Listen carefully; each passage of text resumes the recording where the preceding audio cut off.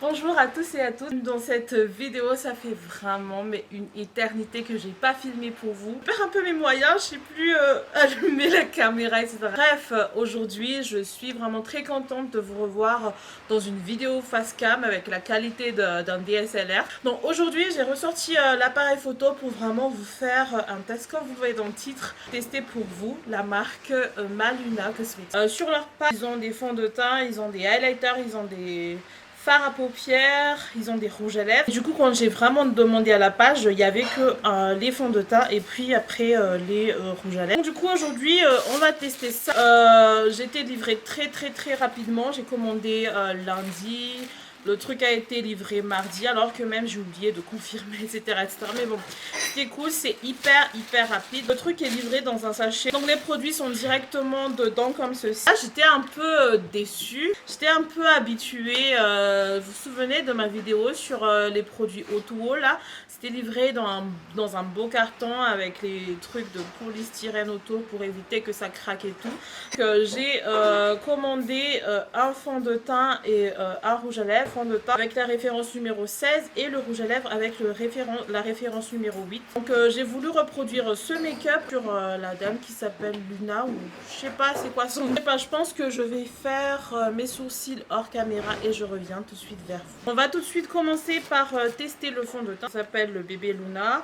Cosmetics by Luna, Liquid Foundation, SPF 30, c'est du 30 ml. Les ingrédients. Il y a de l'eau, de la glycérine, propylène glycol. Bon, moi je vais pas lire tout ça parce que je comprends pas. C'est écrit cruelty free. La péremption c'est 24 mois après ouverture. Donc j'ai déjà vu quand même les photos et tout. Mais du coup c'est comme ceci. Le même packaging que les fonds de teint Fenty.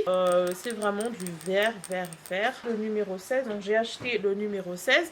Et donc on revoit le bébé Luna. Cosmetics by Luna. Faut pas que je mélange Luna et Luna parce que comme vous savez, il y avait un moment où c'était populaire en ce moment sur Facebook. Donc voilà, j'arrive pas à voir c'est made in quoi, c'est made in China ou rien, il n'y a pas d'indication dessus. J'ai rapproché un peu la caméra comme ça vous pouvez bien voir. Je vais ouvrir pour la première fois avec vous. C'est quoi il y a un truc, vraiment je vous jure, j'ai jamais ouvert. Un truc comme un petit poil noir là. Vraiment un truc dégueu. Et j'ai l'impression que autour il y a un peu un genre de... je sais pas si c'est perceptible à la caméra, mais on dirait qu'il y a de l'huile qui sort du tout. J'ai trop l'impression que ce fond de teint a déjà été utilisé. Vous voyez l'embout là, il y a du produit. Alors que normalement, si vraiment le produit est vierge, donc il est censé y avoir rien du tout. Bon, bref. Moi, vraiment, je vais aller faire le test avec un blender. La vidéo de Louve, l'actrice là, qui le faisait avec d'un côté une éponge et d'un autre avec le pinceau. Moi, je préfère ça, je vais tout de suite utiliser l'éponge. Donc, moi, j'ai déjà fait ma base et ma crème hydratante. Je vais swatcher. Ça sort assez rapidement quand même. Et c'est comme ceci. Je sais pas comment vous pouvez voir. C'est comme ceci. Normalement, j'ai une assez bonne teinte. Si je trouve que c'était un peu jaune sur la fille qui a fait la vidéo, c'était un peu jaune par rapport à sa carnation. Après moi je suis très neutre. Je pense que ça peut être trop riche pour moi. Je vais aller essayer de faire une pompe entière. Je vais faire mon premier côté. Bon, ça se vante vraiment, elles vendent vraiment le produit comme hyper couvrant et tout, donc on verra.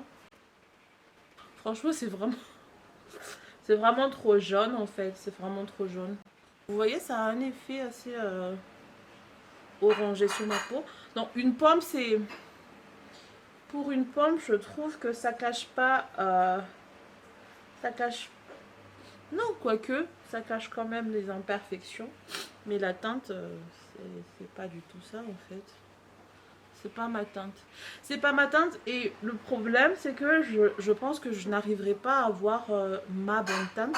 Alors que moi je dirais que j'ai vraiment la teinte d'une malgache standard. Et c'est vraiment dommage quand on va aller commercialiser ce fond de teint alors que sur la cliente lambda malgache ce sera un peu difficile de trouver sa teinte exacte.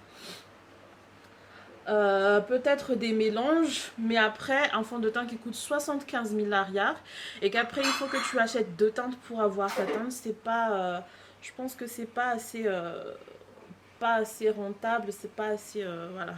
Bon, une pompe entière, je pense que c'est vraiment sur la totalité de la moitié de mon visage, donc j'en mets aussi sur ici.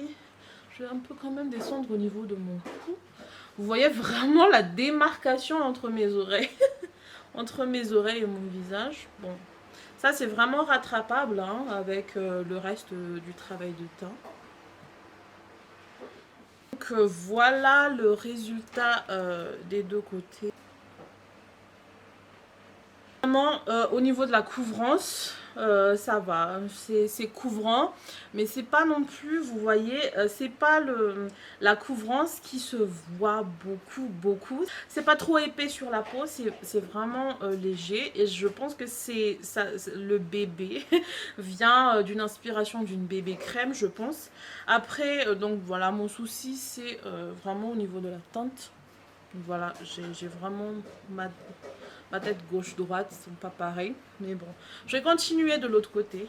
Il y a un très gros plus du fond de teint, c'est qu'ils sont pas du tout, il n'y a pas du tout d'odeur. Et moi, j'adore ça. Moi, je déteste les fonds de teint qui ont une odeur spécifique. Je trouve que c'est trop nauséabond, c'est trop, voilà, ça me donne mal à la tête et tout. En fait, oh mon dieu, je suis vraiment devenue orange quand j'ai fini les deux côtés. C'est pas possible. Comme je vous l'ai dit, je suis un peu dans les sous-tons un peu plus neutres. Du coup, je pense que c'est ça le problème.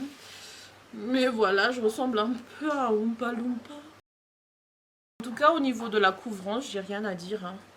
C'est assez couvrant, mais c'est pas trop, ça laisse pas trop de démarcation jusqu'ici.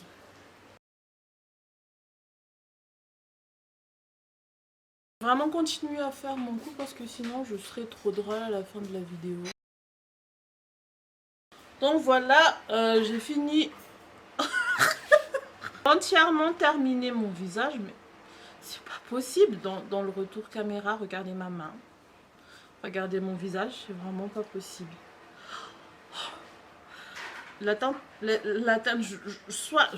vraiment, je me suis trompée. Alors que, sur les photos, j'ai l'impression que c'est la bonne teinte et tout. Pas trop, puisque la teinte plus bas est trop claire et la teinte supérieure est trop foncée et puis trop froide du coup. Je vais en mettre sur mes oreilles. Sur les photos, on verra rien. Donc voilà, au final, le fond de teint, je vois que ça a fini un peu quand même assez gras. C'est pas directement mat. Alors que je pense qu'il y a dans les claims, dans les publications, que c'est mat et aussi son transfert. Donc je vais mettre ma main dessus. Non. Il y a 100% de transfert. Il y a vraiment beaucoup trop. Bien, ce qu'on laisse sécher. Je laisse un peu 3 minutes sans rien toucher et je reviens vers vous. Voilà, 3 minutes passées et je ressemble toujours à Oompa Loompa. Très orangé. Ça a même oxydé et je trouve que je suis devenue un peu plus orange que au début. Et faire le test du transfert, donc vous voyez bien. Là, je vais utiliser un essuie-tout qui est tout blanc. Juste poser ici sur mon visage comme ça. Et je vais juste presser un peu pour vraiment voir si ça transfère ou pas. Donc ça c'est le même principe que quand vous voyez quand vous appelez au téléphone là et tout. J'enlève et... non. On a beaucoup de transferts. Le test c'est vraiment le test waterproof. La serviette. Je pense que je vais attacher mes cheveux. Et du coup je vais vraiment me mettre de l'eau sur le visage. Voilà. Je sais pas trop comment m'y mettre. Comme si je pleurais ou bien comme si je me prenais la pluie en pleine figure. Je veux vraiment zoomer parce que l'effet est quand même là.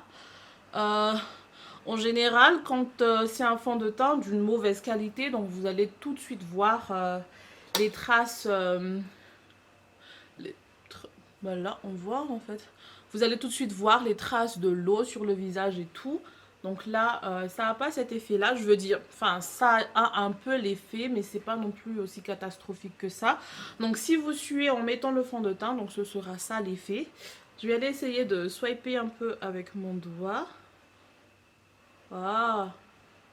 Donc quand même, il n'y a pas beaucoup de produits qui partent. Hein. Il n'y a pas de plus de produits que quand j'ai mis l'essuie-tout. De tapoter comme ça, si vous avez ce genre de situation quand vous vous maquillez à la pluie, quand vous suez, quand vous pleurez. Donc il suffit juste de tapoter comme ça avec un mouchoir, une serviette et tout. Faut juste pas swiper parce que sinon ça va empirer les choses. Donc comme vous le voyez, après le test de l'eau, bien évidemment il y a des parties qui ont un peu disparu, mais bon, c'est pas non plus comme si j'avais plus rien sur le visage, hein, n'est-ce pas? Donc le test du sans transfert, waterproof, c'est ok pour moi. Je trouve que c'est assez waterproof. Je vais remettre un peu de produit pour que ça soit assez unifié. Je trouve que j'ai perdu un peu de couvrance ici. Par contre là, j'avoue qu'on dirait qu'au fur et à mesure du temps, ça se rapproche un peu plus de ma carnation. En fait, un bon test de fond de teint, ben, ça va continuer par faire le teint en entier pour voir le mouvement du fond de teint, si ça bouge, etc. etc. C'est par mon anti-cerne. Cette partie anti-cerne va vraiment, vous allez voir, ça va vraiment contrebalancer le trop jaune parce que ça c'est le bon sous-teint. Je prends la poudre de la marque Laura Mercier. Un peu de contouring. Le fond de teint, il bosse bien avec les autres produits. Il n'y a pas de truc, voilà, ça migre, ça fond. Je estompe un peu. Voilà, mais vraiment l'effet, on sent. Jusque là, pas d'alerte au niveau du fond de teint, pas de migration, ne bouge pas, etc. J'adore, c'est super. La mauvaise teinte a été réajustée à partir de tout ce qui était contouring, highlighting et tout. Là, je commence à remarquer que tout le gras du fond de teint, en fait, il commence à remonter un peu. En attendant, moi, je trouve vraiment que le fond de teint ne bouge pas, bien sûr, mais je trouve qu'il est gras.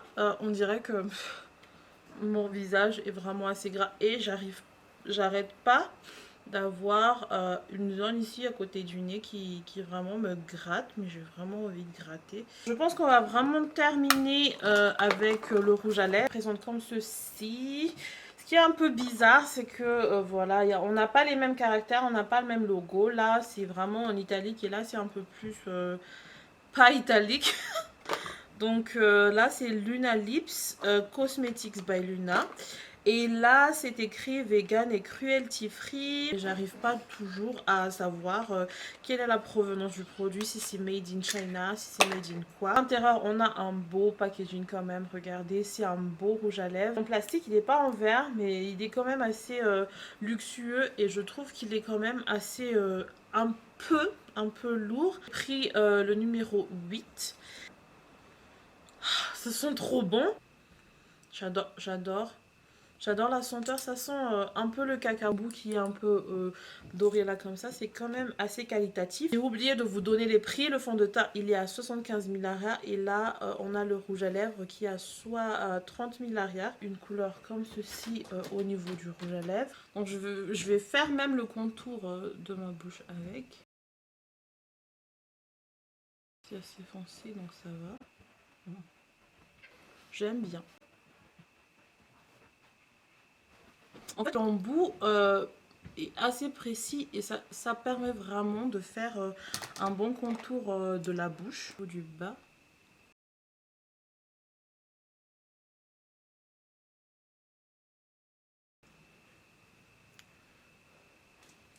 Voilà ce qu'on a au niveau de la bouche. J'avoue vraiment que c'était pas vraiment à ce genre de look que je pensais.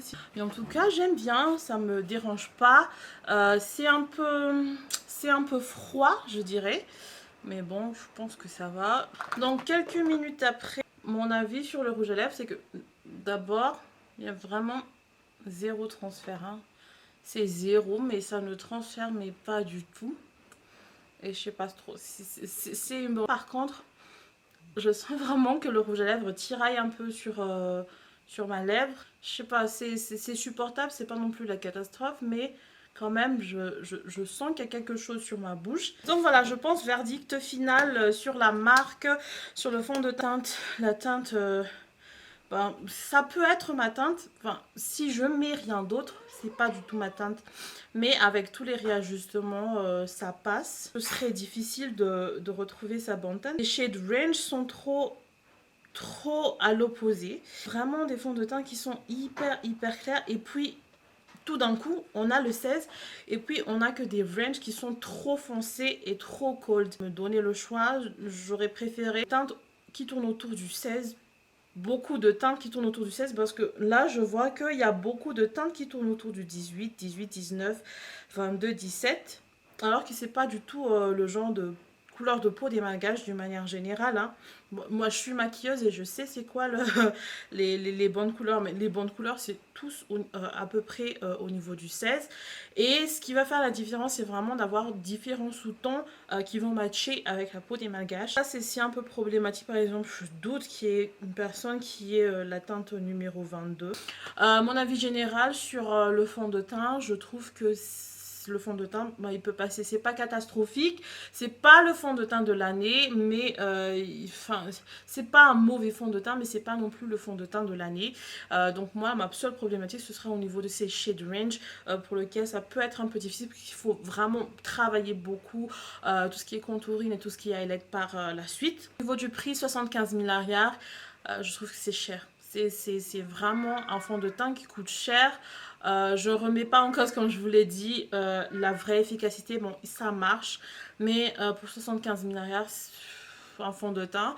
Moi, les fonds de teint, d'une manière générale, comme vous savez, quand je maquille, je ne vais pas acheter une seule teinte de fond de teint. Du coup, j'achète minimum 3, 4. Donc, 4 fonds de teint fois 75 000 arrière. Ça va me faire déjà 300 000 arrière si je vais renouveler toute ma gamme dessus. Alors que là, il y a des teintes qui ne sont pas vraiment adaptées et tout. Donc voilà, c'est assez cher. Moi, les fonds de teint, je les achète autour de 40, 45, 50 000 arrière max. Donc, comme vous savez, j'utilise les Fit Me de Maybelline. Donc, ils sont tous là. 75 000 arrière, c'est exactement le même prix à Riviamada. Des fonds de teint Fit Me qui sont en packaging US. Je pense aussi que c'est le prix des Can't Stop One Stop de chez NYX. Donc voilà, les concurrents sont ces genres de marques. Après, le plus important quand vous allez acheter ce genre de produit des influenceurs, c'est vraiment votre attachement à la personne, à la propriétaire du marque. Donc je vois aucun inconvénient si vous avez de l'affection pour pour Luna, je sais plus, je pense que Luna c'est le nom de sa fille. Mais je sais pas trop, bon je vais dire Luna, mais je sais pas trop. Donc si vous avez de l'affection pour la personne qui est propriétaire de la page Maluna, il n'y a pas du tout de problème, je vous dis, foncez droit. Vous pouvez acheter les yeux fermés, vous ne serez pas déçus. Et après, si vous voulez vraiment voir l'efficacité en soi du produit et la rentabilité, donc je vous conseille de vous diriger vers d'autres marques. Le rouge à lèvres, il est bien de son côté. Le packaging, il est good. Là, il s'effrite pas trop, je pense. Il bouge bien au niveau de la bouche. Il n'y a pas du tout de soucis, etc. Comment la marque a vendu les produits? Moi, je trouve qu'il y avait juste un petit souci au niveau de lancement. Parce que normalement, quand vous lancez les produits, vous vous rapprochez... Enfin, il fallait juste un peu calculer, mieux calculer.